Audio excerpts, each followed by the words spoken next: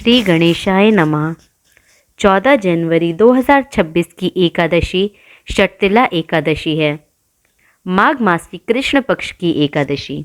भगवान कृष्ण बोले, हे युधिष्ठिर, माघ मास कृष्ण पक्ष की एकादशी का नाम षटतिला है। इसमें तिल से स्नान, तिल से उपटन, तिल का हवन, तिलांजलि, तिल का भोजन, तिल का दान, यह षटतिला कहलाती है। इसका महात्म्य पुलस्त्य ऋषि ने दालभ्य को सुनाया था। तब आगे नारद जी को मैंने बताया, क्योंकि इसमें मेरी पूजा की जाती है। इस कारण नारद मेरे पास आए और मैंने आंखों देखी बात सुनाई।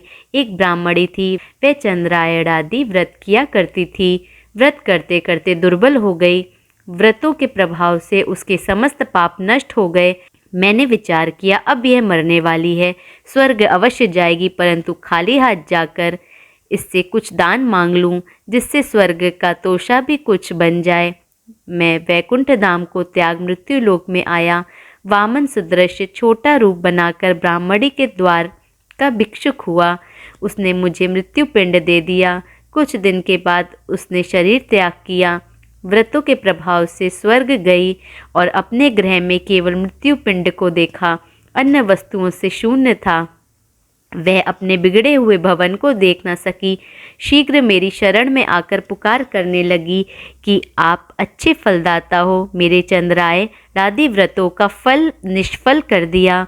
मैंने उसे उत्तर दिया, जो व्रत आपने किए हैं पापों को भस्म कर वह स्वर्ग में ले आए हैं, और जो हाथ से दिया वह भी आपको मिल रहा है। ब्राह्मणी बोली, यह दरिद्रता अब कैसे कटेगी? मैंने उससे कहा, जैसे नई बहू को नगर की स्त्रियां देखने आती हैं, वैसे तुमको देवांगना देखने को आएंगी। तुम द्वार बंद रखना। प्रथम उसने षटतिला एकादशी का महात्म्य सुन लेना। बिगड़ी को बनाने का सुगम उपाय यही है। वह ब्राह्मणी अपने भवन में गई, द्वार बंद कर दिया।